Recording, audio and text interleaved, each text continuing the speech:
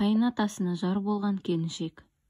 Алаш айнасының отбасы ошаққасы айдарына оқырмандарының хат арқылы жіберген оқиғаларын оқып отырып, мен де бала кезімде біздің ауылда болған бір оқиға жайында айтуды жөн көрдім. Қазіргі күніде көлеңкелі түсі көп, бір сол оқиғаға қандай баға беруді білмеймін. Ол кезде мен 5-ші сыныпта оқитынмын. Жер кең болғандықтан ба, ауылдағы үйлер бір-бірінен шалғай жататын. Солтүстік жағымыздағы көршінің үйі біздің үйден 100 метрде қашықтықта болатын. Бір-бірімен аралас-құралас болып жатқан ауыл адамдары сол үйге көп бара бермейтін. Неге екенін қайдам, әйтеуір сол үйде ұрыс-жанжал жиі болып тұратын. Үй иесі Шабандоз Ермұрат жауырынды, бойшаң келген көрікті кісі еді. Ал әйелі Тұрсынай апа бойы кішкентай және өзі өңсіз болатын. Өте жуас кісі болды. Кейде Ермұрат ішіп келіп, соққыға жығып тастаған кезі де болды. Бірақ көшеге шығып қашпайтын, төркініне де кете алмайтын. Бет аузының көгергені қайтқанша, үйден бір қадам болсын сыртқа шықпайтын.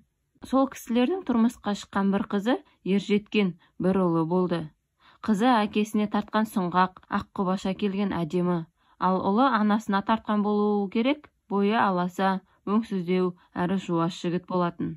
Үлкендердің айтуына қарағанда, Ермұрат жетім өскен. Ет жақын туысы да жоқ. Қалың мал төлеп алуға шамасы болмаған соң, бір кедей тұратын кісінің қызына үйленген. Тұрсынай апаның қанша таяқ жесе де, төркініне кетіп қалмайтынын көпшілік осымен түсіндіретін. Тағы үлкендерден еститінім, Ермұраттың ішіп алып әйелін жиі ұратындығы, оның менсінбегендігінен деп топшылайтын. Бүгінгі күні ойласам, расымен де екеуі бір-біріне тең емес сияқты көрінеді. Біз 5-ші сыныпты бітірген жазда Ермұрат ұлы Пашанды үйлендіреді. Ел жұрттың айтуына қарағанда, бұрыннан 5 құда болған екен. Қыздың әкесі де Шабандоз болған. Бірақ ол қызы бойжеткен шағында өкпе ауруынан қайтыс болған көрінеді. Берген сертін бұзбайын деп, қызын Ермұраттың баласына беруді әйеліне аманаттап кеткен екен. Әйел де күйеуінің аманатына қиянат жасамай, қызын Ермұраттың баласына ұзатады. Пашанның келіншегі Батима қос бұрымды, белден төмен түскен сұлу еді. Бойы да Пашаннан ұзын болатын. Елдің бәрі қызығып қарайтын. Кейбір көреалмаушылар бойында бір кемшілігі бар шығар. Әйтпесе мынаған қалай тиіп жүр десті.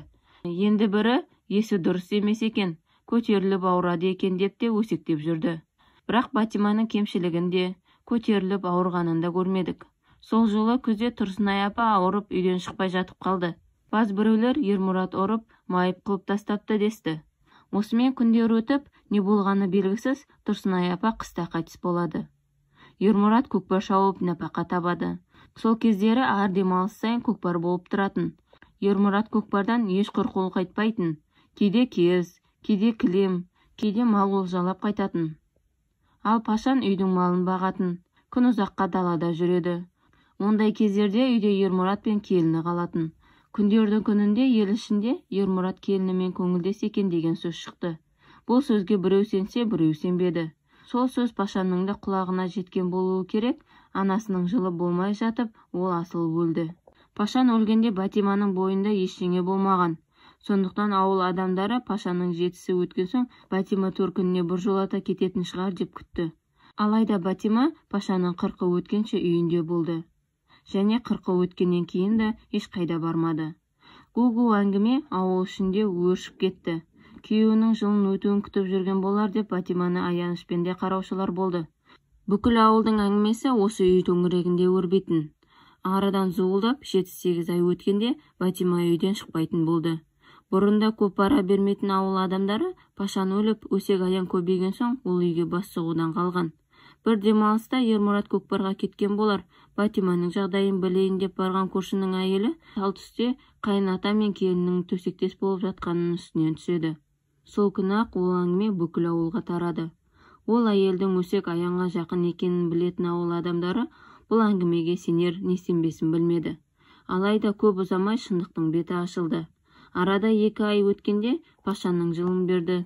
Құдайы асқа барған ауыл адамдары Батиманың аяғы ауыр екенін өз көздерімен көрді. Бір қызығы, бұған дейін Батиманы жерден алып жерге салып келген ауылдастары енді оған аянышпен қарады. Бар кінәні Ермұраттан көрді. Ақсақалдар жиналып Ермұратты ауылдан көшіру керек деп шешті. Бірақ Ермұрат Батиманың ай күні жақын екенін айтып, біраз уақыт беруді сұрайды. Көп ұзамай Батима ұл тапты. Қанша кінәласа да ауыл әйелдері болып, үйіне барып Батимаға аяқ-қолдарын бауырына алуға көмектесті. Ауыл ақсақалдары да баланың буына қатқанша көш деп мазаламаймыз деді. Бір күні Ермұрат ауыл ақсақалдарының үйіне шақырып кешірім сұрайды. Батасын беріп, молдаға Батима екеуінің некесін қиюға рұқсат беруді сұрайды. Мұндай өтінішті күтпеген ақсақалдар алғашында абдырап қалады. Біреуі олай дейді, біреуі бұлай дейді. Әйтеуір ең соңында Ермұрат пен Батимаға бата беріп, некесін қию керек деп шешеді. Содан кейін арада 3 жыл өткенде Ермұрат пен Батима екі баласымен басқа жаққа көшіп кетеді. Бәлкім өздерінің бастан өткізгендерін есейгенде балаларымыз білмесін деген шығар. Осы оқиғаны жазып отырғанда бойымда кінәлаудан гөрі кешірімділік басым болғанын байқадым. Ал мұндай жағдайда кешіріммен қарауға бола ма? Өз ойыңызды жаза кетіңіз.